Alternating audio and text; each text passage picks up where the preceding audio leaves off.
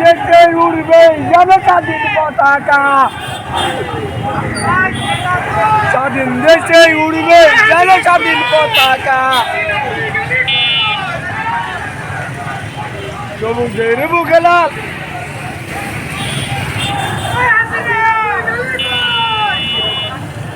জেলখানা আগে ওরা ঠিক করছে,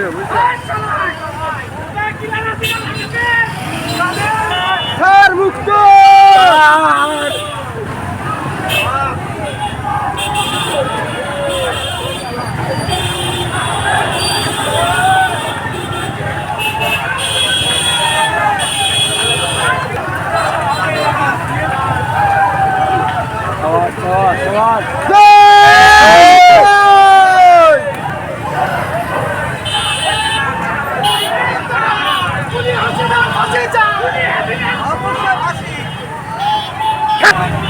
হাসি বাজি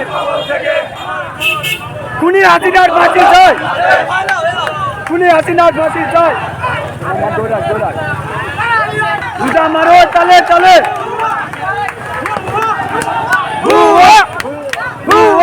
আকস্মিক ভাবে আপনারা হাসিনা দেশ থেকে পালাইছে এই কথা শোনার পরে বিজয় মিছিলে আপনারা অংশগ্রহণ করছেন, এর জন্য জেলা জামাতের পক্ষ থেকে আপনাদেরকে ধন্যবাদ জ্ঞাপন করছি। সংগ্রামী বাংলাবাসী, যেহেতু আমরা অনেকেই আসরের নামাজ পড়ি নাই, আজকে রাত্রেই হয়তো কর্মসূচি আসবে। যেভাবে কর্মসূচি আসবে আগামী দিন থেকে আমরা সেভাবেই পালন করবো ইনশাআল্লাহ। 14 তারিখে বিশ্বনন্দিত মুফাসসিরে কোরআন আল্লামা দেলোয়ার হোসেন সাঈদীকে শহীদ করা হয়েছে। গতকালকে পাবনায় 5 জন ছাত্র জনতা শহীদ হয়েছেন। হাফিজ হামিদ এবং জিহাদ তারা এই ময়দানে শহীদ হয়ে জীবন দিয়েছেন।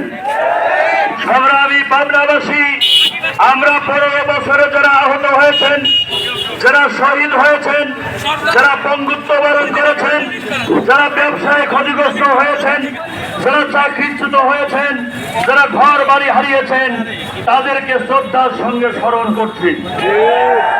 আমরা আগামী দিনে, আজকে কেয়ারটেকার সরকার গঠন হয়েছে, আগামী দিনে আপনাদের ভোটে জনগণের নির্বাচিত সরকার আসবে। সেই সরকার এই দেশ পরিচালনা করবে। 2008 সালের 29 ডিসেম্বর এই জাতি, এই বাঙালি জাতি, বাংলাদেশের মানুষ এদেশের মালিকানা হারিয়েছিল। দীর্ঘ 15.5 বছর পরে আজকে দেশের জনগণ তার মালিকানা ফিরে পেয়েছে।